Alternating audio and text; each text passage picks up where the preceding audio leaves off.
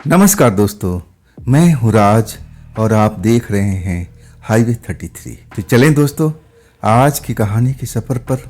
दोस्तों उन दिनों मेरा हाल बहुत बेहाल हुआ पड़ा था। मैं गरीबी में जीना नहीं चाहता था, लेकिन मेरे जो पिता थे ना, वो कहते थे कि अगर मैं शहर नहीं गया तो क्या तुम अब बड़ा नहीं हुए। मानता हूँ कि मैं तुम्हें इतना पढ़ा नहीं पाया, लेकिन तुम ठीक ठाक हो ना, इतना तो पढ़ ही चुके हो। दोस्तों मेरा नाम सुरेश है और मैं बिहार का रहने वाला। ये जो घटना मेरे साथ में घटी थी ना, साल था 2005 का, जब मैं मैट्रिक पास करके कॉलेज में दाखिला लेना चाहता था। और तब पिता कहने लगे जितना पढ़ लिया उतना काफ़ी है, अब हमारे साथ आ, खेत में मदद कर, यही तो काम तुझे करना है। लेकिन मेरा ये काम नहीं था। मैं तो अपना टारगेट बना रखा था कि मैं पढ़ लिख करके कुछ बनूंगा, लेकिन मेरा जो सपना था ना, सब चूर चूर हो रहा था। मेरा सपना मेरे आंखों के सामने बिखर रहा था। मैं रो रहा था पिता के आगे कि मुझे पढ़ाई करना है, मुझे पढ़ाई करना है, मैं आपके साथ खेतों में काम नहीं करना। आखिर आपने किया क्या है, और देखिए आपके बड़े भाई कहां से कहां तक पहुंच गए। पढ़ने के बाद में ना, पढ़ने के बाद ही उनको गवर्नमेंट जॉब मिली थी ना, और आप नहीं पढ़े तो आप खेतों में काम कर रहे हैं ना। आप दोनों में आप तुलना देखिए, वो कहां पर हैं और हम लोग कहां पर हैं। और ये बात पर मेरे पिताजी और गुस्सा हो जाते थे। कहते थे कि उनकी बात तो ना ही कर तो अच्छा है, मुझे उनकी तरह नहीं बनना है। मैं अब समझ गया कि अब पिताजी बहुत नाराज हो चुके हैं, अब वो किसी का नहीं सुनेंगे। मैं पहले अपने बारे में बताऊं। मेरा नाम सुरेश है, बिहार का रहने वाला। हाँ, मेरी इच्छा थी कि मैं पढ़ लिख करके काबिल अफसर बनूं, काबिल इंसान बनूं। लेकिन मेरे जो पिता थे ना, 2 भाई थे। अब 2 भाई में जो बड़े भाई थे वो तो पढ़े लिखे थे, लेकिन जो मेरे पिताजी थे ना, शुरू से आना खाने करते थे। क्या करना पढ़ाई करके, अब मुझे तो खेत में ही काम करना है, मुझे खेत में ही मजा आता है। और आखिरकार उनके बड़े भाई पढ़ लिख करके अब अच्छे पोस्ट पर थे, गवर्नमेंट जॉब में थे और पैसे वाले थे, अलग हो चुके थे। अब शादी ब्याह होने के बाद में कौन किसको पूछता भाई। अब पिताजी थे बस खेती गृहस्थी में रह गए। लेकिन खेती गृहस्थी मजे को हो तब ना, कभी बाढ़, कभी सूखा, कभी फसल को कीड़े खा गया, ऐसी समस्याएं हमारे साथ में परिवार में चलती रहती थी। मेरे माँ मेरा साथ देती थी, हाँ कहती थी कि हाँ मैं तुझे पढ़ाऊंगी। लेकिन जब पिता गुस्सा होते थे ना, तो उनका भी हौसला टूट जाता था, अब वो रोने लगती थी। अब मैं समझ गया कि पिताजी मुझे पढ़ाएंगे नहीं, पढ़ाई के नाम पर अब 1 रुपया अब मुझ पर खर्च नहीं करेंगे। उनका इरादा मैं बिल्कुल समझ गया था। वो अपने जैसे ही मुझे बनाना चाहते थे, लेकिन मैं उनके जैसे बनना नहीं चाहता था।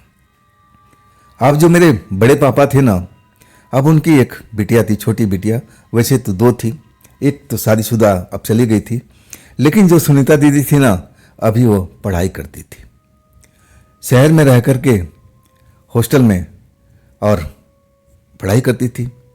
और महीने में 1.5 महीना में अपने घर भी आती थी।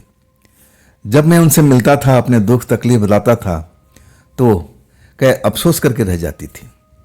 कहती थी कि देख सुरेश, मेरी भी इच्छा है कि तू पढ़े लिखे, लेकिन मैं भी मजबूर हूं ना, देख मेरे पास में कुछ भी नहीं है, अभी तो मैं खुद पढ़ रही हूँ। लेकिन जो भी होता था वो मेरी मदद करती थी, कुछ पैसे जो छुपा कर रखती थी मुझे दे दिया करती थी। मैं उनका एहसान कभी भूल नहीं सकता। आड़े वक्त पर न जाने कितनी बार काम आई थी, और उसी वक्त में उनका गांव में आना हुआ। मेरी तो इच्छा अब गांव में रहने की थी नहीं। अब मैं सोचा कि अब दीदी आ गई हैं, सुनीता दी, इनसे मिलना चाहिए। अब मैं मिलता हूँ, मिल करके अपनी समस्या बताता हूँ कि दीदी मुझे पढ़ाई करना है, अब देखो मेरे पिताजी अब तो कॉलेज भेज नहीं रहे, तो कुछ आप करो ना। दीदी कहने लगी देख मैं क्या कर सकती हूँ, मेरे पास में इतना पैसा नहीं है। तब मैं कहने लगा कि दीदी ये काम कर सकती हो, मुझे शहर ले चलो, मैं कोई पार्ट टाइम जॉब कर लूँगा, मैं कुछ ऐसे ही काम करूँगा जिससे मैं अपने पढ़ाई का खर्चा उठा सकूँ, इतना तो आप करवा सकती हो, मेरे लिए कोई शहर में ठिकाना तो दिलवा सकती हो। तब सुनीता दीदी सोचने लगी, कहने लगी ठीक है मैं कोशिश करती हूँ, और हो सके तो मेरे साथ ही चलना। जिस मकान में रहती हूँ ना, एक प्रॉपर्टी डीलर का है, और वो कुछ सूद ब्याज पर पैसे भी चलाता है, और जो असली होता है उसके लिए लड़के की ज़रूरत पड़ती है, और उसके कई मकान भी हैं। अब किराए पर देना, ये करना, वो करना, पैसे ले आना, अब ये सब काम तो तू कर लेगा। मैंने कहा हाँ दीदी, ये तो मैं बड़ा आसानी से कर लूँगा, और आप मेरे लिए पढ़ाई का इंतज़ाम कर देना। बेशक मुझे ऐसा कुछ अब ऐसे ही कुछ काम मिल जाए जिससे पैसे की और कुछ आमदनी हो जाए, मैं किसी पे बोझ नहीं बनना चाहता हूँ। हाँ, तब दीदी कहने लगी ठीक है, लेकिन ये बात मेरे परिवार तक ना पहुँचे। अगर मेरे पापा तक पहुँचेगा तो नाराज़ हो जाएंगे। ये सब अपने आप में रखना, लेकिन अपनी माँ को बता देना कि दीदी के साथ में जाऊँगा, वो मान जाएगी। अब हमारे परिवार में, अब बड़े पापा में अनबन थी। मेरे पिता नहीं चाहते थे कि मेरा मेल जोल अब दीदी के साथ में हो, उनके परिवार के साथ में हो। अब एक तरह से कट्टर दुश्मन बने हुए थे दोनों परिवार। लेकिन हम जो बालक थे, उस घर के बाल बच्चे थे, अब आपस में मिलते रहते थे। अब इतना कौन देखता है, हम क्यों दुश्मनी पालें। अब उनकी दुश्मनी तो बहुत दिनों से चल रही थी, हमें उससे क्या मतलब है। आखिरकार सब कुछ बताया अपनी माँ को, तो माँ तो पहले डर गई। हाँ, कहने लगे कि तू अब जाएगा शहर तो तेरे पिता पूछेंगे कि कहाँ गया है। तब मैंने अब सोचने लगा कि माँ तो सही बात बोल रही है, मुझे कौन सा बहाना करना पड़ेगा। तब मुझे एक आइडिया सोच गया था। मेरा एक गांव का एक दोस्त रहता था शहर में। अब मैं बोल दिया कि तुम बोल देना मैं उसके पास गया हूँ, वहीं पर मैं काम करूँगा और वहीं पर प्राइवेट से पढ़ाई करूँगा। ऐसा ही मैं कुछ सोच लिया था। मैं जीवन में पीछे अब मुड़ना नहीं चाहता था। माँ समझ गई थी। कहने लगी ठीक है, तू निकल जाना, लेकिन मैं जानती हूँ कि तेरे पिता बहुत नाराज होंगे, लेकिन मैं झेल लूँगी, तू चिंता मत कर, जो होगा मैं सब संभाल लूँगी। आखिरकार तय वक्त पर दीदी के साथ मैं शहर पहुँच चुका था। दीदी डरी हुई थी। डर लाजमी था। अगर मेरे पिता जान जाते, चाहे दीदी का पिता जान जाते कि मैं उनके साथ में हूँ, तो बहुत नाराज हो जाते। लेकिन दीदी ने समस्या का समाधान कर दिया था। अब वो किराए के घर में रहती थी और उनके साथ में एक सहेली भी थी। अब सहेली का नाम तो मुझे नहीं पता था, लेकिन जब पहली बार हम गए ना, तो उसी घर में गए थे। सहेली उस वक्त में नहीं थी, शायद वो कहीं गई हुई थी अपने मित्रों से मिलने के लिए। अब वो जो रात था ना, दीदी के साथ ही मैं गुजारा था कमरे में। दीदी खाना पीना सब कुछ, जो कुछ खर्च बर्च था, अब मुझ पर किया। अब वो लोग खाना बनाते नहीं थे होटल से। अब एक हाईवे था, हाईवे के पास में 2-3 ढाबा था, अब वहाँ से खाना अब मुझसे ही मंगवाया था। हाँ, नहीं तो किसी न किसी को पैसे दे करके भेजती थी कि भैया मेरे लिए वहाँ से खाना ला दीजिए। अगले दिन मुझे लेके गई अपने मकान मालिक के पास में। मेरे बारे में सब कुछ बताया कि हमारा भाई है, अब थोड़ा पढ़ना चाहता है लेकिन पैसा नहीं है, तो ये जॉब करना चाहता है। अब जो प्रॉपर्टी डीलर था, मेरे जैसे ही नौजवान की ज़रूरत थी। मैं नौजवान तो था ही, अब देखने में तो यंग ही लगता था पूरा, और हेल्दी भी था, सुंदर भी था। तो प्रॉपर्टी डीलर मान गया था। अब कुछ पैसा बताया। अब मेरे लिए तो बहुत ही ज़्यादा था उस टाइम में। अब मैं तो ना जाने कितने सपने देख लिया था उस पैसे के लेकर के। तब जो काम समझाया वो दीदी पहले समझा चुकी थी। अब मैं कहने लगा मैं ये सारा काम कर लूँगा, आप फिक्र मत कीजिए, मुझे अब काम करना है। मेरे रहने के लिए व्यवस्था वो कर दिया था, दीदी ने सब समझा दिया था। तो एक कमरा मुझे मिल चुका था। अब एक कोठी थी, कोठी में एक छोटा सा कमरा मेरे लिए था। वो कोठी जो था ना, अब वो कब बिकेगी कुछ मालूम नहीं था। जब बिकेगी तो वो मुझे घर खाली करना पड़ता। अब मुझे कहीं ना कहीं अलग शिफ्ट कर दिया जाता। इतना तो अब मानता था कि मैं अब आसमान के नीचे तो सोऊंगा नहीं। मेरे लिए घर ना कोई प्रबंध मेरा मालिक जरूर कर देगा। मैं निश्चित था, सब कुछ काम जो मालिक करवाना चाहता था अब मैं बड़े आराम से कर रहा था। और जब खाली समय होता तो मैं दीदी के पास जाने की कोशिश करता, लेकिन जब जाता ना तो ताला बंद रहता। अधिकतर मैं शाम के टाइम जाता था और उस टाइम दीदी ना जाने कहाँ चली जाती थी, शायद कोई एक्स्ट्रा क्लास होगी, क्लास वास ट्यूशन वगैरह में वो शायद चली जाती थी। दरवाज़ा बंद रहता था। मैं अब निराश होकर के लौट आता था। और इस तरह हफ्ते में एक आध बारी मेरी दीदी से मुलाकात हो पाती थी, वो भी जब मैं लंच करने जाता था और तब रास्ते में दीदी का घर पड़ता था।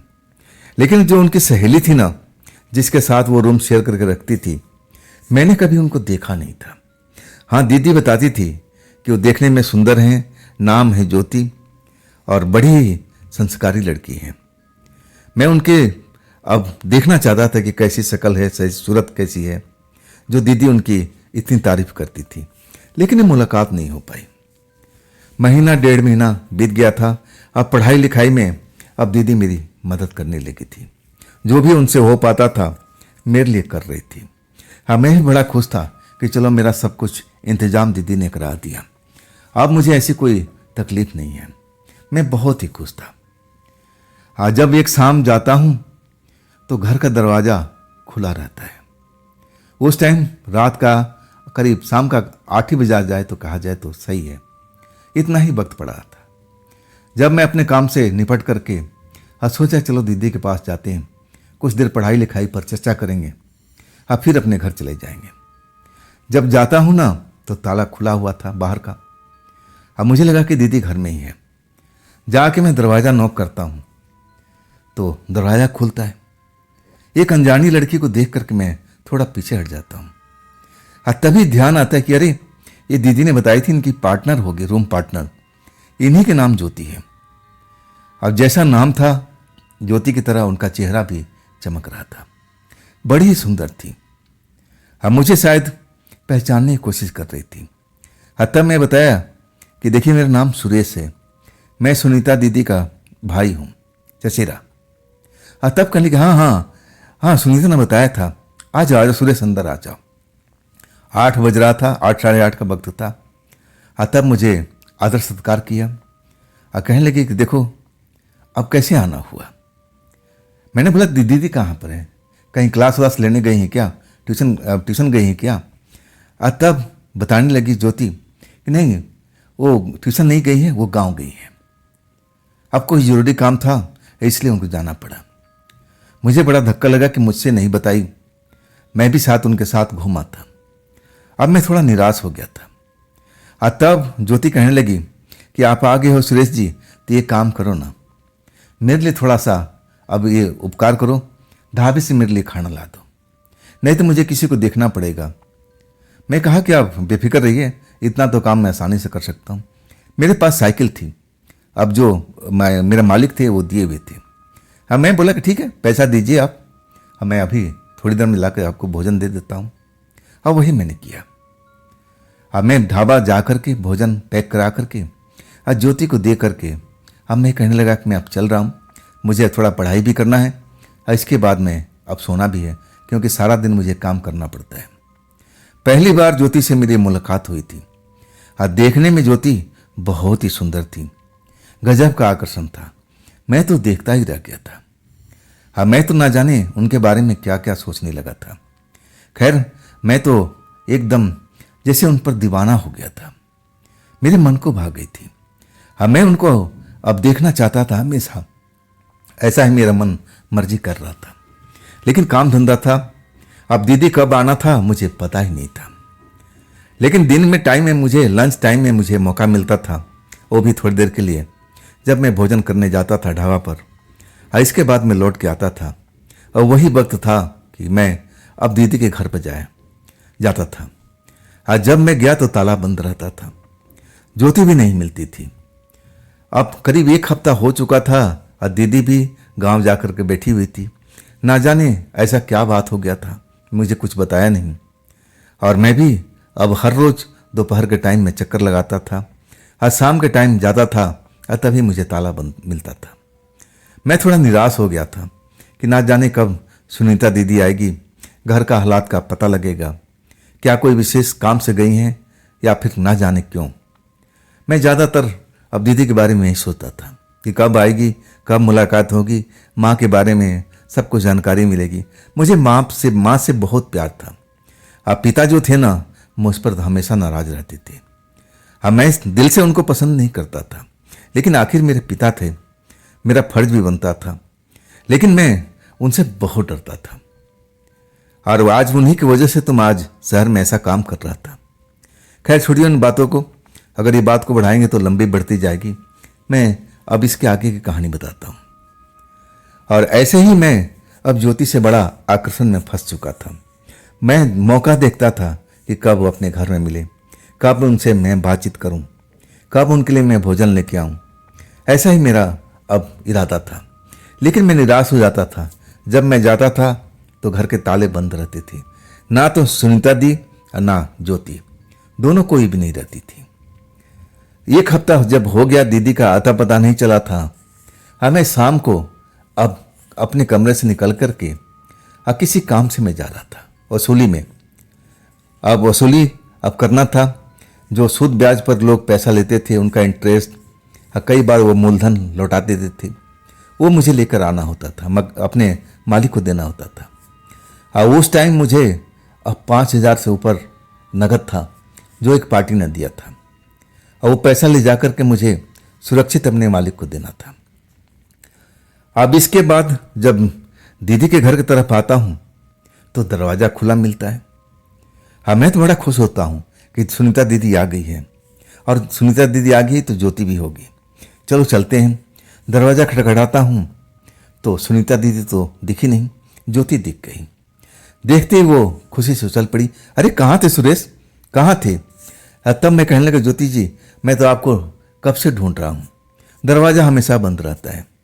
तब कहने लगी, मैं शायद क्लास में गई थी, ऐसा ही हो सकता है। फिर कहने लगी, अंदर आओ बैठो। अब मैं वहाँ बैठा, पानी वानी भी पिया। फिर मैं वहाँ से अब जाने लगा। अब जो मेरा काम था अब उसको भी तो निपटाना था। वो जो पैसा था मुझे मालिक तक पहुँचाना था। तब मैं कहने लगा, ज्योति जी मुझे जाना पड़ेगा, अब मालिक के पास में कुछ काम को निपटाना है। तब ज्योति कहने लगी कि ठीक है, अभी तुम्हारी दीदी का कोई खोज खबर तो मिला नहीं, अब देखो कब तक आती है। मैं कहने लगा, हाँ उनका आने का मुझे भी इंतजार है, अगर वो आएगी तभी मेरी माँ का हालचाल मिलेगा। अब ज्योति जी मुस्कुराती रहती थी, और उनकी मुस्कुराहट पर मैं बहुत ही फिदा था। आखिरकार मुझे जाना ही पड़ा। अब मैं जब मकान मालिक के पास यानी प्रॉपर्टी डीलर के पास पहुंचता हूं, अब दरवाज़ा बंद हो चुका है। तब मैं सोचता हूं कि क्या करूं। अब उनका एक खास बंदा था जो रखवाली का काम करता था। अब सरल लफ्ज़ों में कहा जाए कि चौकीदार था वो, लेकिन था पहलवान की तरह। जो कोई पैसा देने में आनाकानी करता था वो वसूली करने वही जाता था, और उसके देख करके लोग डर भी जाते थे। पहलवान से दिखा था और वही दरवाजे पर बैठा हुआ था। अब मैं सोचा कि पैसा इसी को दे देता हूँ। अब जाऊँगा मकान मालिक के सामने, अब डीलर के सामने, कोई और नया काम बता देगा। अब मैं पढ़ाई करना चाहता था और मुझे और भी कुछ काम था अपना जो मुझे निपटाना था, तो मैं सोचा इसी को पैसा दे देता हूँ।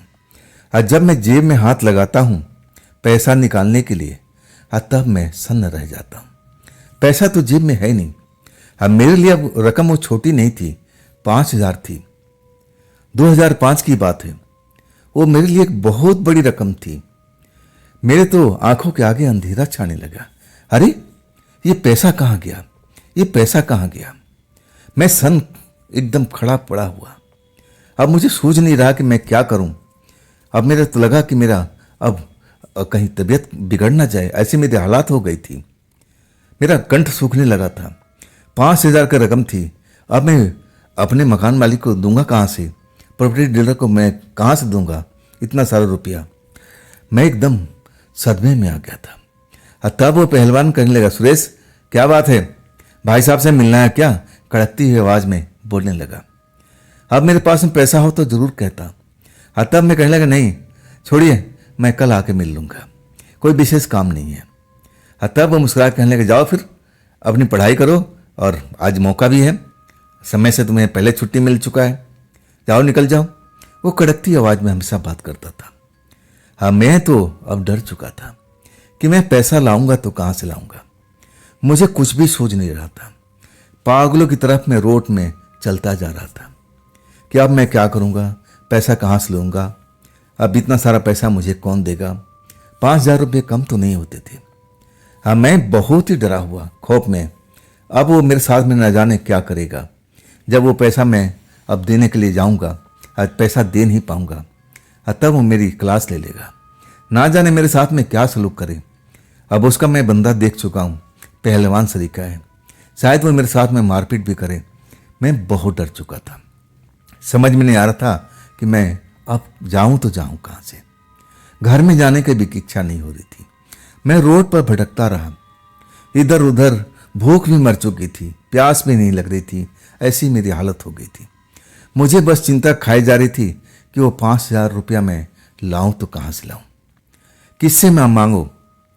तब एक मुझे अब आसरा दिखा। वो आसरा था मेरी सुनीता दीदी। शायद सुनीता दीदी मेरी मदद कर सकती थी। हाँ, मैं झटपट उनके रास्ते पर चल पड़ता हूँ। तब रात के 10 बज चुके।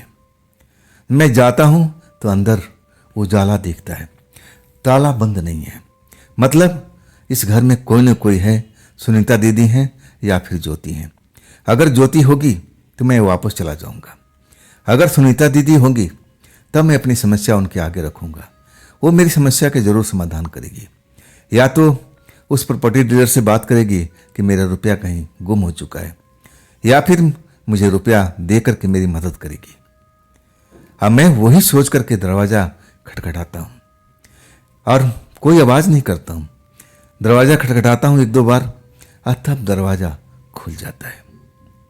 कुछ खुशबू सी आ रही है, कोई अगरबत्ती जलने की, कुछ और जलने की महक सी आ रही है, जैसे घर में पूजा पाठ हो रहा।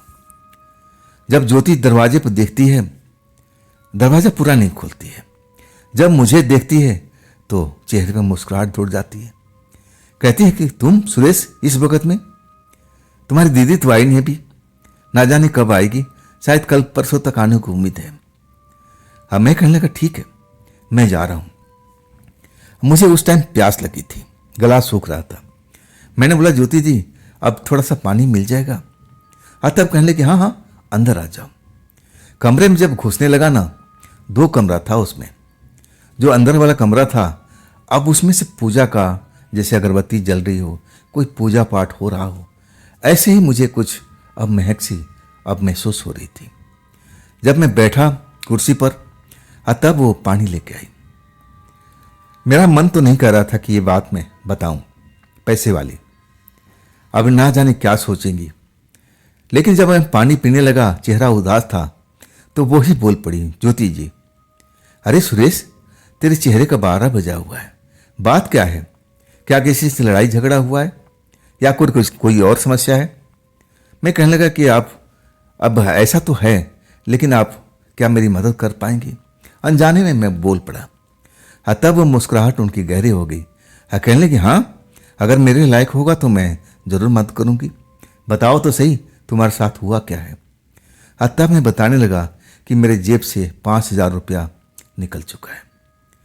कहाँ गिरा है, कहाँ मैं बैठा, कहाँ कैसे क्या हुआ, कुछ समझ में नहीं आ रहा है।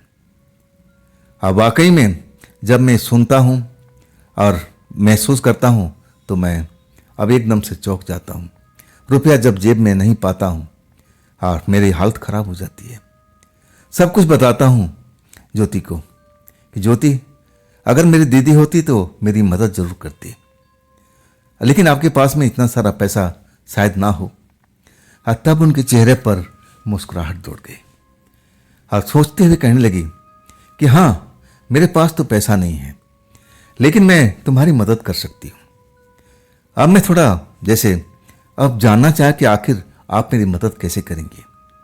तब वो कहने लगी कोई है जो तुम्हारी मदद कर सकता है। मैं कहा कि ठीक है, आप जो भी है आप मेरे से मिलवा दिए, मुझे पैसे की जरूरत है, कल मुझे पैसा जमा कराना है। अगर मैं कल पैसा नहीं जमा कराया तो आप प्रॉपर्टी डीलर को तो जानती ही होंगी कितना खतरनाक व्यक्ति है, और सबसे खतरनाक उसका मुस्टंड है चौकीदार। वो मुझे छोड़ेगा नहीं।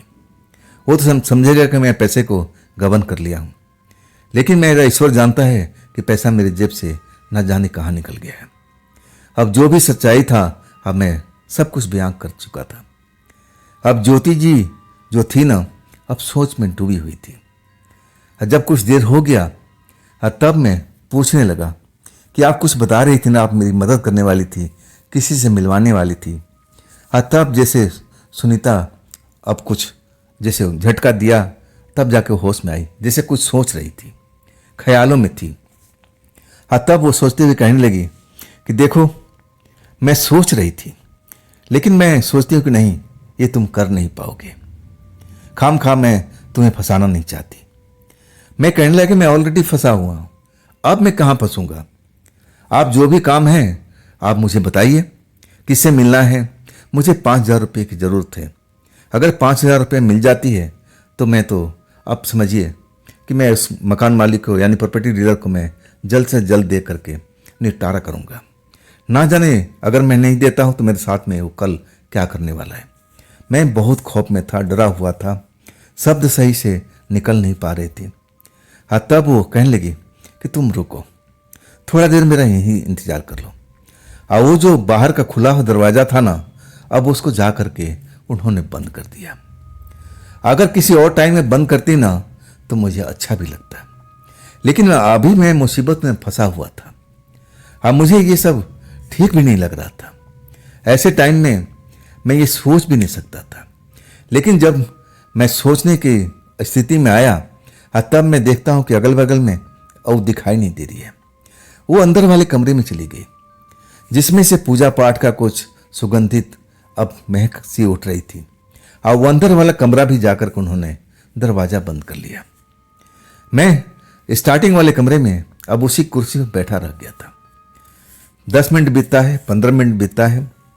अब फिर मुझे कुछ सुनाई पड़ती है, जैसे वो किसी से बात कर रही हो। आखिर क्या दीदी आ गई है, अंदर है? आखिर अंदर में है कौन, किससे बात कर रही है? रात भी गहराती जा रही थी। मैं भी बड़ा परेशान था कि अगर रात भर में पैसे का इंतजाम नहीं किया तो ना जाने कल मेरे साथ में क्या होगा। अब तो मैं उन्हीं का, ज्योति जी का आसरा कर रहा था कि कोई ना कोई अब मेरी समस्या का समाधान करेंगे। लेकिन वो बातचीत किससे कर रही थी मुझे समझ में नहीं आ रहा था। थोड़ी देर के बाद में दरवाजा खुलता है। मैं जब उनको देखता हूं तो पसीने से नहाई हुई है। अब मेरी आंखें उनके चेहरे पर अब लगी हुई है। मैं देख कर हैरान हो जाता हूं कि अंदर के कमरे में कौन है, किससे बातचीत कर रही थी। मैं जानने की कोशिश करता हूं, लेकिन वो कुछ बोलती नहीं है। इधर उधर मेरे कमरे में आकर के जहां मैं बैठा हुआ था और घूमने लगती है, फिर पानी निकालती है और धीरे धीरे पीती है। तब कहती है कि देखो सुरेश, ये तुमसे नहीं हो पाएगा। मैं जानती हूं तुम ये कर नहीं पाओगे, तुम उसको झेल नहीं पाओगे। तब मैं कहने लगा कि ज्योति जी, एक बार मुझे मौका तो दीजिए। ऐसा कौन सा काम है जो मैं कर नहीं पाऊंगा? क्या दीदी आ चुकी हैं क्या? अंदर वाले कमरे में दीदी हैं क्या? मैं सुना था कि आप किसी से बातचीत कर रही थी। तब उनकी आंखें फैल गई। कहने लगी, तुमने आवाजें सुनी थी क्या? मैंने बोला, हाँ, मैं आपकी आवाज सुना था, जैसे लगा आप किसी से बातचीत कर रही थी। बाकी उनके चेहरा थोड़ा डर गया था, चेहरे पर और पसीने के बूंदे दिखाई देने लगी। कहने लगी कि नहीं, तुम्हारी दीदी नहीं है। मैं जिससे तुम्हें मिलवाना चाहती थी मैं उसी से बात कर रही थी, लेकिन उसकी जो शर्तें हैं ना, शायद तुम अब उसको संभाल नहीं पाओगे। बड़ा ही कठिन शर्त है। मैं सोचने लगा कि दीदी के घर में 2 ही लड़की तो रहती है, एक ज्योति और एक मेरी सुनीता दीदी। ये तीसरी कौन आ गई है? मैं कहने लगा कि ये जो आपका अंदर कमरे में है, क्या आपका वो पार्टनर है क्या? तब ज्योति कुछ बोल नहीं सकी, कमरे में इधर उधर घूम रही थी। फिर मैं उनसे रिक्वेस्ट करने लगा कि दीदी अगर होती तो मेरी मदद करती, लेकिन आप वो नहीं हैं तो आप मेरी कम से कम मदद तो कीजिए। जो भी है आप मिलवाई तो सही। जो कहेंगी, जो उनकी शर्तें होगी, मैं मान लूंगा। मुझे पैसे की जरूरत है। आप मेरी समस्या को अब थोड़ा कम मत आंकिए। मैं बहुत बड़ा कठिनाई में फंसा हुआ हूं।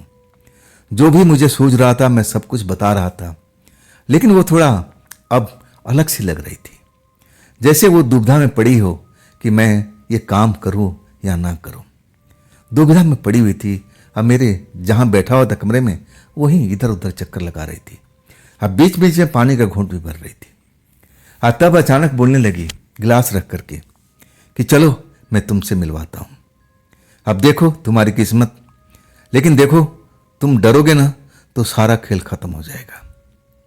मैं कहने लगा कि मैं क्यों भला डरूंगा, मुझे तो अपना काम निकालना है, मुझे पैसे की जरूरत है, मैं कैसे भी पैसा लेना चाहता हूँ, आप चलिए, मैं बिल्कुल नहीं डरूंगा। जब वो जाने लगती है अंदर के कमरे में तब मैं उनके पीछे पीछे चल पड़ता हूँ। जब दरवाज़ा खोलती है तब वो खुशबू और मेरे नाकों में महसूस होने लगती है। पहले अंदर वो दाखिल होती है, अब फिर मैं दाखिल होता हूँ। मैं देखता हूँ बाकी में एक जगह पर जैसे पूजा पाठ कुछ हुआ है।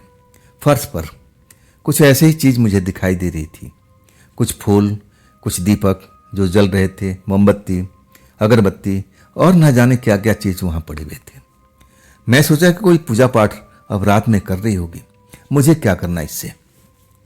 तब मैं कहने लगा कि आप किससे मिलवाना चाहती थी, कहाँ है वो, अभी तो मैं बातचीत सुना था। तब कहने लगी तुम्हें अब बैठना पड़ेगा। अब वो पूजा वाला स्थान पर अब कहने लगी तुम यहाँ जमीन पर बैठ जाओ और अपनी आंखें बंद कर लो। अब मैं सही में पहले डरा नहीं था, लेकिन जब वो पूजा के स्थान पर मुझे बैठाने लगने लगी तब मेरा डर थोड़ा सा आ गया था। मैं कहने लगा कि ज्योति जी आप ये क्या मेरे से करवाना चाहती है। तब कहने लगी मैं तुमसे बोली थी ना कि इसमें शर्तें कठिन है, शायद तुम कर नहीं पाओगे, तुम झेल नहीं पाओगे। अगर तुम्हें पैसा चाहिए तो जैसा मैं कह रही हूँ वैसा तुम्हें करना पड़ेगा। देख लो, अगर नहीं करना है तो तुम जा सकती हो। मैं तुम्हें दबाव नहीं बना रही हूँ, मैं तुम्हारी मदद करने की कोशिश कर रही हूँ। मुझे लगा कि जब इतना ज्योति जी मेरे लिए कर रही हैं तो मेरे लिए बुरा थोड़ी करेंगे, कभी मेरे लिए बुरा थोड़ी सोचेंगे। चलो मैं मान लेता हूँ। अब मैं कहने लगा मैं ठीक है, मैं अब यही करता हूँ। मैं बैठ गया, अपनी आंखें बंद कर लिया। तब अब लगने लगा कि वहाँ पर अब लाइटें बंद हो रही हो, बिजली का स्विच का ऑफ होने का आवाज़ सुनाई पड़ी। फिर उस जगह पर पूरा शांति हो गई थी। अब उस जगह पर क्या हो रहा था, मैं आंखें बंद किए हुआ था। ज्योति जी ने कहा कि जब तक ना बोलूं तब तक अपनी आंखें मत खोलना। मैं ऐसे ही था, शायद वो कोई मंत्र बोल रही थी या कुछ और कर रही थी। मुझे कुछ अस्पष्ट सुनाई तो जरूर दे रहा था, लेकिन मैं समझ नहीं पा रहा था कि आखिर वो कर क्या रही हैं। कुछ देर तक ऐसा ही चलता रहा। इसके बाद मुझे महसूस हुआ कि उस कमरे में हम दोनों के अलावा कोई और भी है जो फुसफुसा करके ज्योति से बात करने की कोशिश कर रहा है। तब ज्योति कहती है कि सुरेश अपनी आंखें खोल दो, अब ये पूजा तुम्हारा खत्म हो चुका है। मैं जब आंखें खोलता हूं तो मैं जो ज्योति जी के पलंग होता है और उस पर एक लड़की को बैठे देखता हूं, सफेद कपड़ों में, बिल्कुल सफेद, और आंखें भूरी भूरी सी, बाल काले काले खुले हुए बाल। मैं देख करके थोड़ा सा अलग सा महसूस होता है कि अभी ये कमरा खाली था और इसमें कोई नहीं था। फिर अचानक ये लड़की कहाँ से आ गई। मुझे लगा कि दीदी ने शायद बुलाया होगा, अब ये पूजा पाठ तो चलो अलग विषय होगा। अब मैं उसको ज़्यादा अब वैसे डरने का उसमें नहीं लिया था कि साधारण सी लड़की देखने में लग रही है, हाँ खूबसूरत है, अब ज्योति जी की सहेली होगी, आ गई होगी, या पहले से घर में होगी, बाथरूम में चली गई होगी, मैं देख नहीं पाया हूँ। मेरे मन में ऐसे ही ख्याल उठ रहे थे। मैं उस लड़की से डरा नहीं था। ज्योति जी कहने लगी कि अब उठ जाओ पूजा के, अब तुम्हारा पूजा हो चुका है और इनसे मिलो, यही है तुम्हारी जो भला कर सकती है। मैं उस लड़की की तरफ देखा तो मुस्कुरा रही थी, अब मुझे इशारा कर रही थी कि तुम यहाँ पर आओ, बैठो यहाँ पर। अब मैं बिना डर के अब उनके बगल में जाकर के पलंग पर बैठ चुका था। आज तब ज्योति जी कहती हैं कि आप लोग आपस में बात करो, आज देखो अपने बारे में सब कुछ बता दो, तुम्हें जितना पैसा चाहिए और तुम उनसे बात कर लो, अब बदले में ये क्या चाहती हैं अब ये खुद बता देगी। मैं बीच में नहीं पड़ती हूँ, मैं जा रही हूँ बाहर के कमरे में, तब तक तुम आपस में फैसला कर लो। ज्योति जी निकल जाती हैं, दरवाज़ा अब भेड़ देती हैं। अब उस कमरे में मैं हूँ और वो अनजानी लड़की है। वो मेरी तरफ देख के मुस्कुराती रहती है और मैं भी अब देखता हूँ कि साधारण सी लड़की है, अब इसके पास पैसा होगा, पैसे वाली होगी। तो मैं कहता हूँ कि देखिए मुझे पैसे की ज़रूरत है। और तब वो लड़की पहली बार मेरे से बोलती है कि हाँ मुझे पता है। आवाज़ बड़ा मीठी थी। तो जो आपको पता है तो आप मेरी मदद कीजिए ना, मुझे इतने पैसे की ज़रूरत है, मैं 5,000 बताता हूँ। और तब कहती कि मैं दे दूंगी ना पैसे, 5,000 नहीं कुछ ज़्यादा ही दे दूंगी, तुम उसकी चिंता मत करो, लेकिन बदले में एक काम करना पड़ेगा। मैं कहने लगा बिल्कुल कर दूंगा, जो आप काम बताएंगी मैं करता रहता हूँ, लोगों का काम भला करता रहता हूँ, मेरा तो यही तो काम है। और तब उसकी मुस्कुराहट गहरी होती गई। कहने लगी कि बाहर का काम नहीं है, घर का काम है, तुम शायद मेरी मतलब नहीं समझ पा रही हो। मैंने बोला कि नहीं, जो बोलना है साफ साफ बोलिए ना। और तब वो मेरे पास में नज़दीक आकर के और सट गई थी। उनके शरीर से एक खुशबू सी निकल रही थी। अब वैसी ही खुशबू जैसे पूजा पाठ में अगरबत्ती की महसूस हो रही थी, वैसी ही अब मोहक सी खुशबू। अब मुझे लगा कि ये परफ्यूम है, परफ्यूम का महक आ रही है। अब मेरे नज़दीक आ चुकी थी। अब मैं थोड़ा सा अब अलग सा महसूस कर रहा था। इतना नज़दीक में कभी लड़की के पास, वो भी अनजानी लड़की के पास बैठा नहीं था। असहज महसूस कर रहा था। मैं थोड़ा सरकने वाला था, तभी उन्होंने अपनी बाहों में भर लिया। मैं थोड़ा एकदम, ये सब हुआ ना अचानक, मैं एकदम खौफ में आ गया। ये क्या कर रही हैं आप, ये क्या कर रही हैं, ये ठीक नहीं है। तब कहने लगी कि यही तो मेरी शर्त है, अगर इस शर्त को तुम पूरा करते हो तो तुमको पैसा मिल जाएगा। मैं आज ही पैसा दे दूंगी अगर तुम मेरी बात मानते हो, अगर नहीं मानते हो तो तुम जा सकते हो। अब सोच लो। अब कहूँ ना कि मेरे सारे सपने टूटने लगे थे। मैं ऐसा वैसा लड़का था नहीं, लेकिन मेरे आगे मजबूरी थी। मैं उस पहलवान को देख रहा था कि अगर मैं पैसा कल नहीं दिया तो जो चौकीदार है पहलवान, मेरे साथ में कैसा हाल कर सकता है। मैं देखा था पहले। अब मैं महसूस कर रहा था कि उसके हाथ कितने सख्त हैं। अगर उसने मेरे पर हाथ चलाया तो मेरा क्या हाल होगा। अब मेरा मालिक पैसे के लिए कुछ भी कर सकता है। मैं बहुत खौफ में था। मेरे आगे कुआं एक तरफ और दूसरी तरफ खाई। मैं पेशो पेश में फंसा हुआ था। मन कह रहा था कि नहीं सुरेश, ये काम तू मत कर, तू यहां से निकल ले। लेकिन मेरे आगे मजबूरी थी, पैसों की मजबूरी थी। अब मुझे लग रहा था कि मुझे ये काम करना चाहिए। अगर मैं नहीं करूंगा तो ये पैसा कहाँ से आएगा, कल मैं अपने मालिक को पैसा कहाँ से दूंगा। मैं डरा हुआ था। मैं कोई फैसला नहीं कर पा रहा था कि मुझे करना क्या चाहिए। तभी वो लड़की मुस्कुराते हुए कहने लगी कि देखो सुरेश, तुम हाँ या ना में जवाब दे दो, मेरे पास वक्त नहीं है। तुम जल्दी बोलो। अगर मेरे साथ तुम्हें रात बिताना है तो तुम हाँ बोलो, फिर तुम्हारे लिए मैं सारा पैसे का इंतजाम कर दूंगी। अगर नहीं तुम इस कमरे से जा सकते हो। वाकई में अब मेरे पास में कोई ऑप्शन नहीं था। आखिरकार मुझे हाँ बोलना पड़ा। कमरे में जो 0 वाट की लाइट जल रही थी, अपने आप जैसे बिजली कट गई हो, अंधेरा हो गया था। मैं उस लड़की के बाहों में था और उसके आगे मैं कुछ बोल ही नहीं पाऊंगा। आप खुद समझदार हैं, आप समझ सकते हैं। मैं कोई बेहोशी में नहीं था, कोई नींद में नहीं था। मैं सब कुछ झेल रहा था, सब कुछ मेरे साथ में हो रहा था। सुबह के जब 3 बजता है ना, और वो जो ज्योति थी ना अपने कमरे में, आगे वाले कमरे में, अगर मेरी सुनीता दीदी होती ना तो मेरे साथ ये कभी नहीं होता। वो मेरी रुपये पैसे से मदद कर सकती, या हो सकता था कि वो मेरे मालिक को समझा सकती थी, बता सकती थी। लेकिन जो आज मैंने गलत कदम उठाया था, मुझे उठाना नहीं पड़ता। 3 बजे तक मैं उस लड़की के साथ में रहता हूँ। तब लड़की उठती है और मुझे पैसे पकड़ाती है। कहती है ये 5,000 जो तुम्हें देना है और ये 1,000 रुपये ऊपर से तुम्हारे खर्चे के लिए। देखो, जब तुम्हें लगे कि तुम्हें पैसे की ज़रूरत है ना, तुम ज्योति के पास में आ जाना। ज्योति मुझे बुला देगी। इसके बाद वो दरवाज़ा खोलती है, ज्योति के कमरे में दाखिल होती है। तब तक मैं अंदर वाले कमरे में पड़ा रहता हूँ। मैं अपने भविष्य के बारे में सोचता हूँ कि क्या ही मेरे साथ में चल रहा है, अभी अभी क्या क्या दिन मुझे देखने पड़ेंगे। और अभी तक मैं समझ नहीं पाता हूँ कि जिस लड़की से मैं मिला था वो लड़की वास्तव में इंसान है या नहीं है। मैं बिल्कुल नहीं जान पाया था।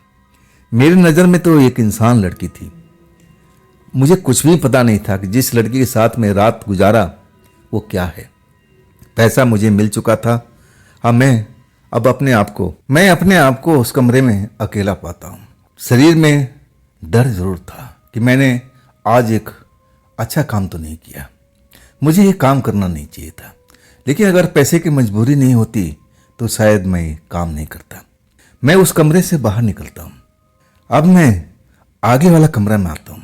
मैं देखता हूँ कि ज्योति जी सो रही है आराम से। बाहर का दरवाज़ा अब खुला हुआ है, भिड़ा हुआ है, मतलब अंदर से अब कोई लॉक शॉक नहीं है।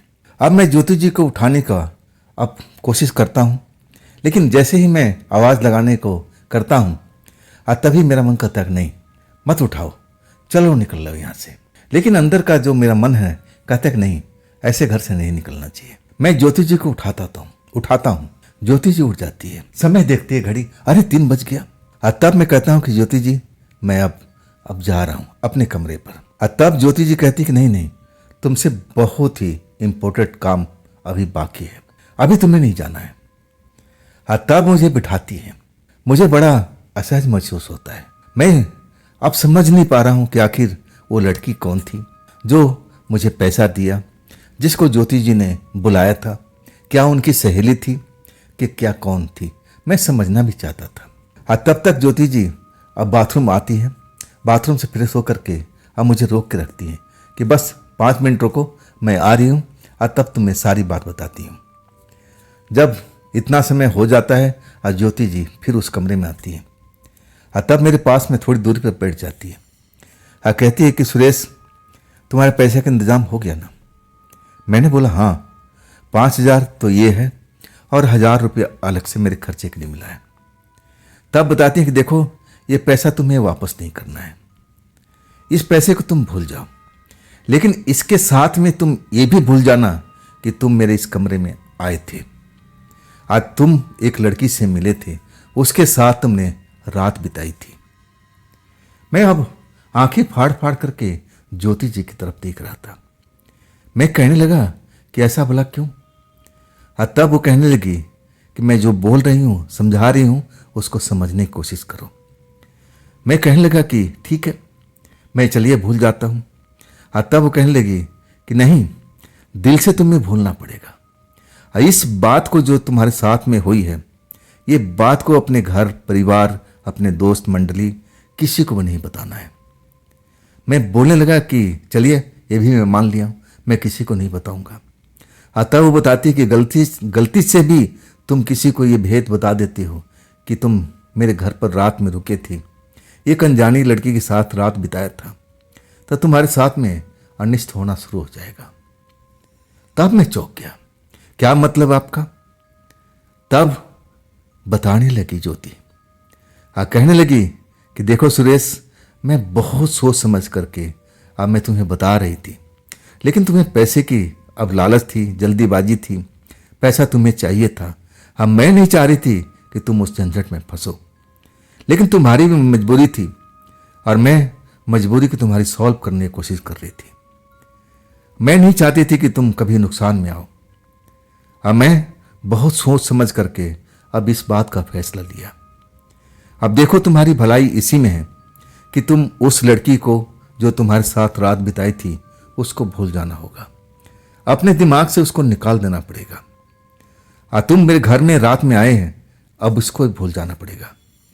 तुम अपनी सुनीता दीदी के पास मिलने आते हो और इस बात को चर्चा तुम भूल के भी नहीं कर सकते। मैं वाकई जो कह रही थी मैं सुन रहा था और मेरे दिल की धड़कन बढ़ती जा रही थी। तब मैं कहने लगा, ऐसा भला क्यों? मैंने कोई गुनाह किया है? कोई आपने गुनाह किया है? कोई पाप किया है? और वो नई लड़की है, अब बदले में मैंने अब सब कुछ किया, तो इसमें दूसरे को क्या जाता है? तब ज्योति मेरी तरफ देखती रही और कहने लगी, नहीं, ना तुमने गुनाह किया, ना हमने गुनाह किया है, ना उस लड़की ने गुनाह किया है। सब ने अपना अपना काम किया है। लेकिन देखो, जिस लड़की से मिले हो उसके बारे में तुम्हें जानकारी है? मैंने बोला नहीं, शायद आपकी जानने वाली होगी, कोई पड़ोस की होगी, आपकी फ्रेंड होगी, आपकी सिस्टर, अब कोई होगी ऐसे में। तब वो मुस्कुराती हैं और कहती है कि नहीं, ना तो मेरी जानने वाले में से है, ना मेरे रिश्तेदारों में से है, ना तुम्हारी दीदी के रिश्तेदार में से है। तब मैं सोच में पड़ गया था कि आखिर ज्योति जी बताना क्या चाहती हैं। मेरी जिज्ञासा अब शांत होने को नहीं थी। मैं पूछ रहा था कि आखिर वो थी कौन लड़की। तब मेरा हाथ पकड़ के फिर कहती चलो उसी कमरे में। मैं उसी कमरे में आता हूँ। वो जो पूजा पाठ का सामान था जमीन पर रखा हुआ था। लाइट जला देती हैं, तेज कमरे में रोशनी अब बिखरने लगती है। तब वो कहती है कि देखो ये पूजा पाठ देख रहे हो ना। मैंने बोला हाँ, आपने भी मुझे इस जगह पर बिठाया था। तब वो कहने लगी, जो तू लड़की तुम्हारे सामने में थी, जिसके साथ तुमने रात व्यतीत किया, वो ऐसी वैसी लड़की नहीं थी। मैं अब समझ नहीं पा रहा था कि आखिर ज्योति जी बताना क्या चाह रही हैं, इतना भूमिका क्यों बांध रही है। तब अचानक वो बोल पड़ती हैं, वो एक प्रेत आत्मा थी। सही मायने में मेरे पसीने छूट गए थे। जब उन्होंने प्रेत आत्मा का नाम लिया तो मुझे यकीन ही नहीं हुआ, जरूर ये मेरे साथ मजाक कर रही हैं, मुझे डराने की कोशिश कर रही हैं। अब मैं डरने वालों में से नहीं था, लेकिन जब प्रेत आत्मा का नाम सुना ना तो मेरे शायद पसीने निकल गए थे। मैं बेहद डर चुका था। अब मैं कहने लगा नहीं, आप झूठ बोल रहे हैं, ऐसा थोड़ी हो सकता है। वो तो लड़की नॉर्मल सी थी। प्रेत आत्मा के बारे में सुना है कि उनके अब चेहरे अलग से होते हैं, अब उनके पैर पीछे होते हैं, ना जाने कैसे कैसे होते हैं। वो इंसान की तरह दिखते जरूर हैं, लेकिन उनमें कुछ ना कुछ कमियां होती हैं। लेकिन इन लड़की में तो कोई कमी नहीं थी। ये देखने में इंसान लग रही थी। आप कैसे कह सकती हैं? तब वो कहने लगी, यही तो खास बात है जो तुम्हें बताना चाहती हूँ। ये लड़की वास्तव में एक प्रेत आत्मा है। अब मैं भी गलती से अब इसको अपने घर में बुला लिया था। तब से मैं भुगत रही हूँ। इससे मैं अपना पीछा छुड़ाना चाहती हूँ। देखो, मुझे ऐसा कुछ मिल नहीं रहा है, ऐसे योग्य व्यक्ति नहीं मिल रहा है। अब मैं इससे मुक्त होना चाहती हूँ। वाकई में जो ज्योति जी बोल रही थी ना, बहुत ही डरावना माहौल बना हुआ था। हालांकि सुबह हो चुकी थी, 3 से ऊपर का टाइम हो रहा था, लेकिन मुझे डर लग रहा था। तब मैं कहने लगा कि आप मुझे ये सब क्यों बता रही हो? तब वो कहने लगी, मैं इसलिए बता रही हूँ, इस बात को तुम भूल जाना, किसी को नहीं बताना कि तुम मेरे घर में रात में आए थे और इस लड़की के साथ में तुमने रात व्यतीत किया है। अगर उस लड़की को जरा भी इल्म हो जाता है कि तुमने किसी को उसका भेद खोल दिया है, तो तुम्हारे साथ तो अनिष्ट होगा, लेकिन तुम्हारे परिवार के साथ में अनिष्ट होना शुरू हो जाएगा। तुम शायद जिंदा नहीं बचोगे। वो लड़की तुम्हें मार देगी और तुम्हारे परिवार वालों को भी खत्म कर देगी। वास्तव में बहुत ही डरावना पल था। तब ज्योति जी कहने लगी, वो जाते जाती लड़की मुझे सब कुछ बता के गई है। अब तुम समझ गया ना कि तुम्हें क्या करना है। वाकई में वो डरावना पल था मेरे लिए। अब मुझे समझ में नहीं आ रहा था कि ज्योति जी मुझे ऐसे कामों में क्यों फंसा दिया। मुझे ये काम करना ही नहीं चाहिए था, लेकिन अब मेरे से गलती हो चुकी थी। अब मैं उसको अब भुगत भी रहा हूं। लेकिन मैं पूछने लगा कि आप वास्तव में वो प्रेतात्मा हैं, तो आप उनसे अब क्यों नहीं अलग हो जाती हैं? तब कहने लगी कि इतना आसान नहीं है। मैं एक ऐसे तांत्रिक की तलाश में हूँ, जल्द से जल्द मैं उसको ढूंढ लूँगा। इसके बाद शायद मैं उस आत्मा से मुक्त हो सकती हूँ। मैं तुम्हारी तरह मैं फंसी हुई थी। तब मैं इस लाइन में आई थी। अब मुझे नहीं पता था कि मेरे साथ में ऐसा होगा। वो आत्मा तो जैसे मेरे साथ में चिपक गई है, मुझे वो छोड़ना ही नहीं चाहती है। वाकई में उनकी आंखों में से आंसू निकल रहे थे। अब मैं कहने लगा कि जो आप मुझे बता रही हो, अगर वो आत्मा आसपास में होगी, अगर वो सुन लेगी, तब क्या होगा आपके साथ में? तब वो कहने लगी, नहीं, इस वक्त में नहीं है। वो कल आएगी, रात में आएगी। रात में आती है और सुबह में चली जाती है। हर रात मेरे साथ में रहती है। मैं तो बहुत भुगत चुकी हूँ। उनकी आंखों से आंसू निकल रहा था। तब मैं कहने लगा कि ये कैसे होगा, कैसे संभव होगा। तब ज्योति जी कहने लगी, जैसे मैंने इसको बुलाया था अब वैसे इसको विदा करना पड़ेगा, लेकिन मेरे पास में वो ताकत नहीं है, वो शक्ति नहीं है जो होना चाहिए। ये शक्ति एक बहुत बढ़िया तांत्रिक में होता है। अब मैं उसे जल्द मिलने वाली हूँ और इसके बाद ये समस्या सब कुछ खत्म हो जाएगा। अब मैं सोचा कि जाते जाते अब तुम्हारा भी भला कर दूँ। ये पैसे को तुम भूल जाना, इस पैसे को वापस नहीं करना है। जो मैं कह रही हूँ तुम्हें याद है ना? मैंने बोला हाँ, अच्छी तरह से याद है। अब वाकई में ज्योति जी का चेहरा डरा हुआ था, पीला पड़ा हुआ था, आंखों में से आंसू निकल रहे थे। शायद उनको पश्चाताप हो रहा था कि मैंने ऐसे काम क्यों किया था। अब मुझे भी लगा कि मुझे इस माहौल में आना ही नहीं चाहिए था। अगर मेरा पैसा गुम नहीं हुआ होता तो मैं कभी भी ज्योति जी के साथ में ये सब काम नहीं करता। अब मैं वहाँ से अब निकल लिया था। सुबह मैं पैसा देता हूँ और इसके बाद मैं ज्योति जी के कमरे यानी सुनीता दीदी के कमरे में जाने का कभी कोशिश भी नहीं करता हूँ। जब पूरा 3 महीना बीत जाता है तब मैं उसी रास्ते से जाता हूँ तो दरवाज़ा में लाइट दिखाई देती है, दरवाज़ा खुला हुआ है। अब मैं सोचा कि चलो एक बार सुनीता दीदी होगी, उनसे मिल लेता हूँ। आवाज़ देता हूँ तो सुनीता दीदी थी। कहने लगी, अरे सुरेश, तू कहाँ गया था? मैं तेरे को ढूंढ रही थी। तब तेरा मालिक मिला था, कह रहा कि आजकल काम ज़्यादा है ना, इसलिए थोड़ा सा ज़्यादा मेहनत कर रहा है। तब मैं सोचा कि चलो जब तेरे पास फुर्सत होगा तो तू खुद ही आ जाएगा। सब कुछ ठीक ठाक है ना? मेरी नज़रें इधर उधर घूम रही थी। मैं ज्योति को तलाश करने की कोशिश कर रहा था, लेकिन ज्योति दिखाई नहीं दे रही थी।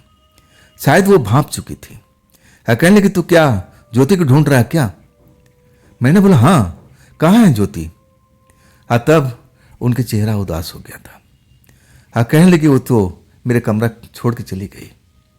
उसके साथ में ना जाने क्या हुआ था, बीमार पड़ गई थी, लेकिन उसकी जान बच गई। अब वो अपने बारे में ज़्यादा कुछ विशेष बताती नहीं। अब ये शहर छोड़ करके अपने गांव लौट गई है, पढ़ाई वढ़ाई सब छोड़ छाड़ दिया है। मुझे बड़ा सदमा सा लगा, धक्का सा लगा। मैं समझ में गया था कि जरूर ये सब जो हुआ होगा उसी आत्मा की करतूत होगी। शायद वो पिंड छुड़ाने की कोशिश कर रही होगी और वो आत्मा छोड़ना नहीं चाहती होगी। और इसी बीच में शायद उस आत्मा ने ज्योति जी के ऊपर में अपना प्रभाव डाला होगा और तभी उनकी तबीयत खराब हुई होगी। क्या पता अब आत्मा उनसे अब अलग हो पाई है कि नहीं हो पाई है, लेकिन इसके बारे में मुझे आज तक पता नहीं चला। और उसके बाद ज्योति जी से मेरी कभी मुलाकात नहीं हुई।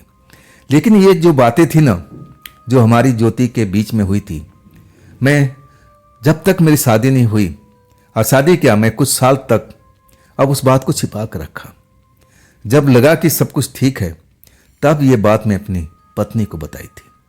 मेरी पत्नी मेरी बात पर विश्वास नहीं कर रही थी, यकीन नहीं कर रही थी। पढ़ी लिखी थी वो भी, कह रही थी कि नहीं, ऐसी चीज़ों को मैं मानती नहीं हूँ, आप झूठ बोल रहे हो, मेरे साथ मजाक कर रहे हो। तब मैं सोचा कि तुम मजाक ही समझ लो। अब इसके आगे मैं बोल ही नहीं पाया। तो दोस्तों, ये थी आज की कहानी सुरेश जी की भेजी हुई। ये कहानी आपको कैसी लगी कमेंट में ज़रूर बताइएगा। और दोस्तों, ये भी चैनल आप ही का है, तो इसको भी अपना प्यार दीजिए, लाइक कीजिए, सब्सक्राइब कीजिए, अपने दोस्तों को शेयर कीजिए। और अगर आपके पास भी ऐसी कोई घटना है जो आप मुझे भेजना चाहते हो तो आप मेरे इंस्टाग्राम पर या मेरे व्हाट्सएप नंबर पर या फिर मेरे मेल आईडी पर किसी पर आप शेयर कर सकते। तो दोस्तों, हम कल मिलते हैं इसी टाइम इसी चैनल पर। आप लोग अपना ख्याल रखिएगा। नमस्कार।